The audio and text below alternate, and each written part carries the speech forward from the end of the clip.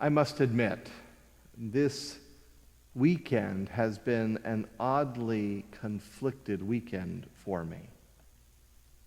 On the one hand, I have watched with great satisfaction the awakening of the American spirit to stand in solidarity with black sisters and brothers as we celebrate, perhaps as the first time as a nation, Juneteenth. To celebrate the emancipation, the enacted emancipation of black slaves across the nation. What an important day in our life as a society. What an important day for us to mark and to celebrate, and what a joy it is to see. But with it came a discomfort as well. A discomfort that begins within me, a discomfort at my own unawareness. You see, as Juneteenth came into our national conversation these past days, I became aware that I wasn't really aware of what it was. I had heard of Juneteenth. I knew that it was associated with the African American community in some way, but I didn't really, if I admitted it to myself, I didn't really know what we were talking about. And so after a bit of digging, I came to understand, I came to learn the story, and I came to an awareness about myself. I came to understand that there is much that I do not know.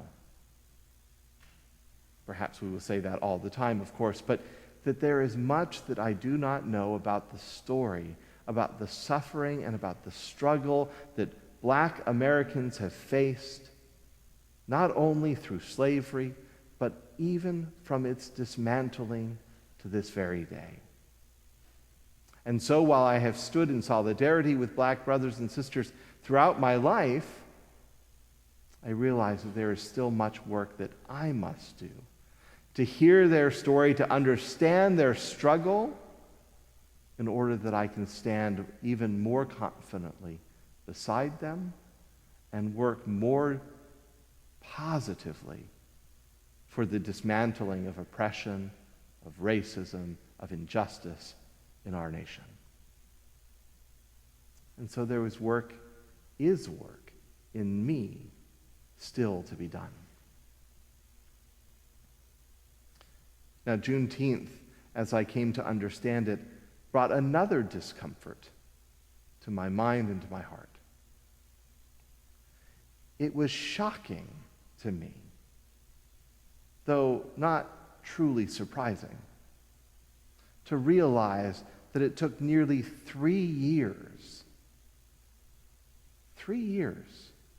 30 months, if I've got my numbers right, from the date of Lincoln's Proclamation in September of 1862 for it to arrive in Galveston, Texas in 1865. That 30 months transpired between the proclamation and its effectuation for slaves of that generation. Why is that? Why is it that a law that takes effect on January 1, 1863 takes 2.5 more years to become a law in effect for the people it impacts?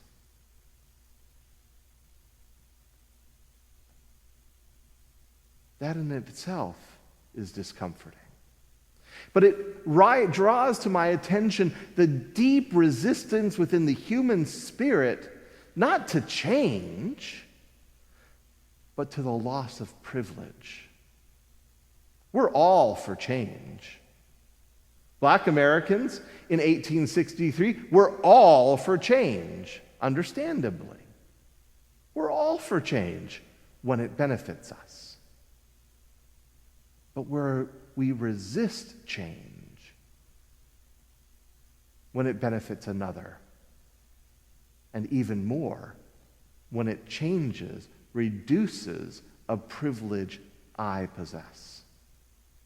And so, in 1865, the effects of the Emancipation Proclamation had to be carried by a Union garrison to Galveston, Texas, to enforce it. Because the human spirit resists change that deprivileges what we have.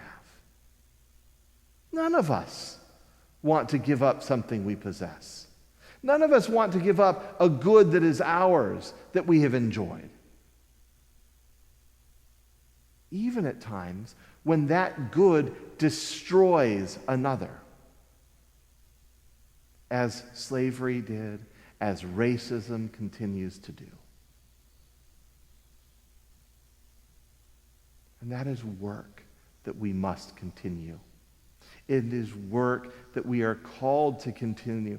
In this passage that we have just heard from Matthew's Gospel, Jesus talks in a way that none of us enjoy, or perhaps few of us enjoy. But I'll say none of us enjoy. We're very comfortable with the passive Jesus, with the peace-loving Jesus, with the healing Jesus who takes up children in his arms and creates for us an idyllic society that we all yearn for. But we are all uncomfortable with the hard-hitting Jesus, the Jesus with a fire in his belly that overturns the tables of the money changers who are dispossessing Israelites as they come to the temple. That Jesus we don't like. We don't like the Jesus that teaches hard words about changing society. We don't like the Jesus that says, I have come to bring the sword. And very truly, I tell you, father will be against son, and daughter against mother, and daughter-in-law against mother-in-law. That Jesus we don't like. Because that Jesus is talking far too real, with words far too true to our society. That is to say, the message of Jesus, the message of change that Jesus proclaims, the message of lifting up the poor, healing the sick, transforming society for the kingdom of God, that Jesus is challenging. And even more, that Jesus is disrupting the lives of those of us who have privilege. Because he is forcing us to look at our society and our lives, our very hearts, and ask a fundamental question. Are you all right with the injustice of your society? It is as if Jesus is looking at us as American people and asking us, are you all right that your black sisters and brothers live in poverty at disproportionate rates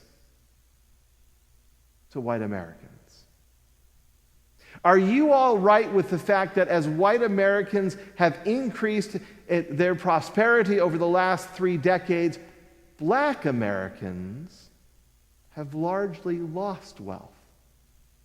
Are you all right that your black sisters and brothers, their children, are being educated in a system that is disproportionately poor, underfunded, and ill-equipped?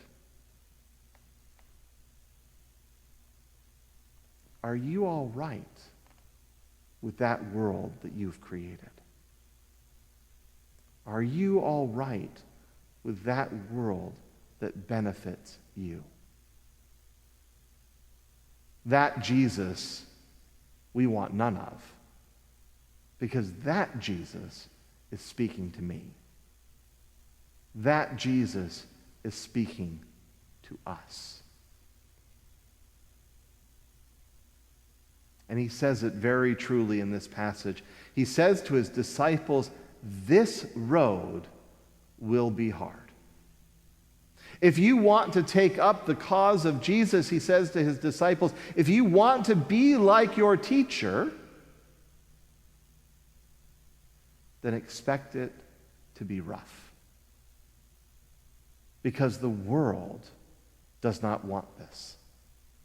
The world, those of us in positions of power, and we must admit as a Grosse Pointe society, as a Grosse Pointe community, that we are in positions of power in Michigan and in the United States. We are disproportionately wealthy. We have a higher level of education and hold positions of influence within our society. We cannot deny this reality. And so we must hear that Jesus is speaking to us, that the world will resist his message. And we need to be prepared.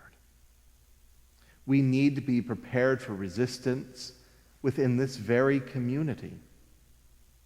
Nearly 17 years ago, maybe it was 15 years ago, forgive me for not getting the dates correctly, we stood up as a community as we called and ordained David Dieter to the priesthood in this very church amidst protests from within the church. To stand up for Jesus is to face conflict within our very homes, within our very families, within those friendships that we hold most dear. And all Jesus is asking of his disciples today is, will you follow me? Be prepared, he says. They called me Beelzebub, they'll call you worse. They nailed me to a tree, they may do worse to you. Be prepared. The road is hard. But will you follow me? He asked that of Peter and Thomas and Andrew 2,000 years ago. And he asks it of us today. Will we pursue the kingdom of God in our society? Will we advocate for the changes that are necessary to combat and dismantle racism and inequality and injustice in our society?